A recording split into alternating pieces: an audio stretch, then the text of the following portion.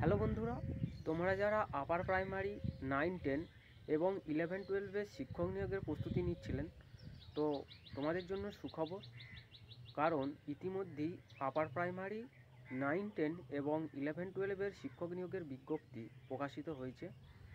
আজকের এই ভিডিওতে 9, 10 এবং 11, 12-এর শিক্ষক নিয়োগের বিজ্ঞপ্তি, আবেদনের সময়সীমা, বয়স, ফিস সমস্ত কিছু আলোচনা করব।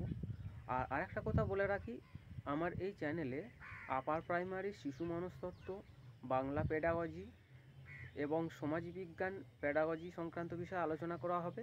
তার সাথে সাথে SLST শিক্ষাবিজ্ঞান, যেটা আমার নিজস্ব সাবজেক্ট, তো সেই বিষয়টা আলোচনা করা হবে। তার জন্য তোমরা চ্যানেলটিকে সাবস্ক্রাইব করে রাখো, আর ভিডিওটি ভালো লাগলে অবশ্যই লাইক, শেয়ার এবং কমেন্ট করে দিও। দেখো, আজকের এই ভিডিওতে 9, 10 এবং 11, 12-এর শিক্ষক নিয়োগের বিজ্ঞপ্তি নিয়ে আলোচনা করব। আর এর পরের ভিডিওতে আপার প্রাইমারি শিক্ষক নিয়োগের বিজ্ঞপ্তি নিয়ে আলোচনা করব। দেখো, নোটিশটা বেরিয়েছে 30/5/2025-এ, মানে আজকে বেরিয়েছে আর কি।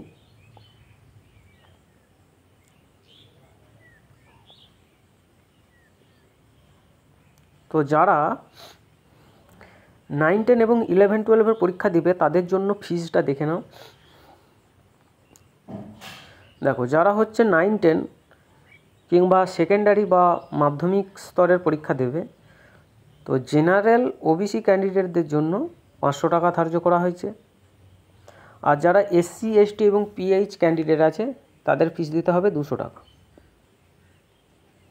তারপর হচ্ছে একাদশ, দ্বাদশ কিংবা 11, 12-এর যারা পরীক্ষা দেবে, তো জেনারেল OBC ক্যান্ডিডেটদের প্রার্থীদের আর কি, তাদেরকে 500 টাকা দিতে হবে। আর SC, ST, PH ক্যান্ডিডেটের প্রার্থীদের 200 টাকা ফর্ম ফিল আপে দিতে হবে। এরপর আসছে এলিজিবিলিটি বা যোগ্যতা। দেখো, যারা হচ্ছে নবম, দশম বা 9, 10-এর পরীক্ষা দেবে তাদেরকে কী করতে হবে না, গ্র্যাজুয়েট কিংবা পোস্ট গ্র্যাজুয়েটে 50% নাম্বার থাকতে হবে, তার সাথে B.Ed থাকতে হবে। কিংবা এখানে অথবা দিয়ে বলেছে যে 4 ইয়ার ডিগ্রি অফ BA-Ed আর BSc-Ed from any national council for teacher education recognised institution.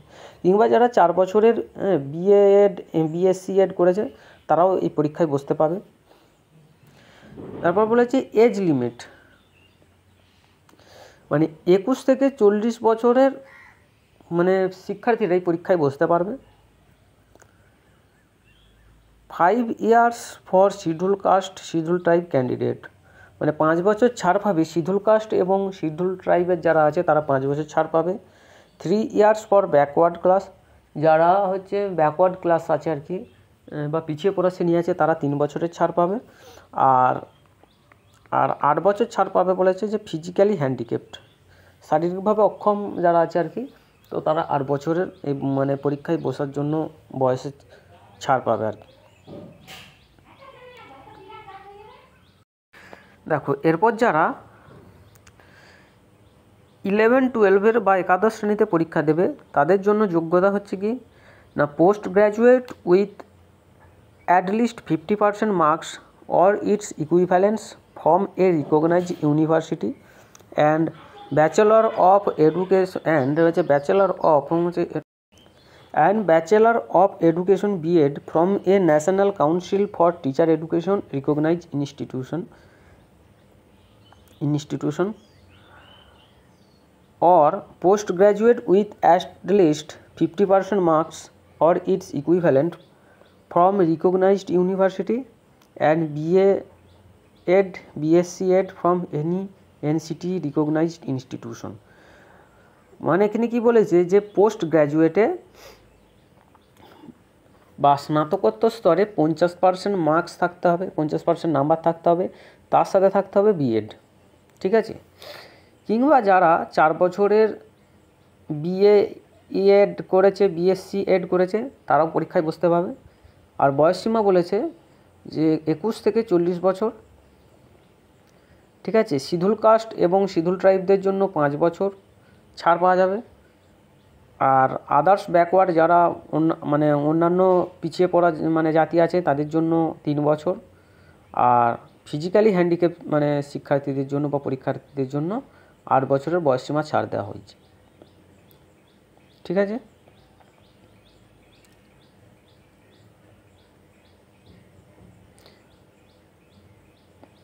তারপর হচ্ছে এখানে এই নোটিশটা দেখো, এখানে কি বলেছে যে commencement of online application. Online application শুরু হবে মন্ডে 16/6/25 তারিখ থেকে। ঠিক আছে, 16/6/25 তারিখ থেকে অনলাইন আবেদন শুরু হবে। তারপর বলেছে যে end of receiving online application, এবং অনলাইন আবেদন শেষ হবে মন্ডে 14/7/25 তারিখের 5 PM। ঠিক আছে। Last date of receipt of application fees, application fees শেষ যে দিনে জমা দেওয়া যাবে সেটা হচ্ছে কি মন্ডে 14/7/25 12টা PM, 11:59 PM আর কি, 12টা। তারপর হচ্ছে কি টেন্টেটিভ পাবলিকেশন অফ রেজাল্ট প্রকাশিত হবে 4th উইক অফ সেপ্টেম্বর 2025। ঠিক আছে। আর এখানে হচ্ছে tentative date of written test, লিখিত পরীক্ষা হবে হচ্ছে 1st week of September 2025। 1st week of September 2025-এ কী হবে, পরীক্ষাটা হবে। আর এর রেজাল্ট প্রকাশিত হবে কত তারিখে না 4th উইক অফ অক্টোবরের 4 সপ্তাহে, যেটা আর কি 2025 তারিখ 25 সালের মধ্যেই রেজাল্ট প্রকাশ হবে। আর ইন্টারভিউ হবে 1st উইক থেকে 3rd উইক, নভেম্বরের 1st উইক এবং 3rd উইকের মধ্যে ইন্টারভিউটা হয়ে যাবে। আর পাবলিকেশন অফ প্যানেল প্রকাশিত হবে 24/11/2025 তারিখে। আর tentative commencement of counselling and recommendation. ঠিক আছে। তো কাউন্সিল এবং রিকমেন্ডেশন এটা হচ্ছে প্রকাশিত হবে 29/11/2025।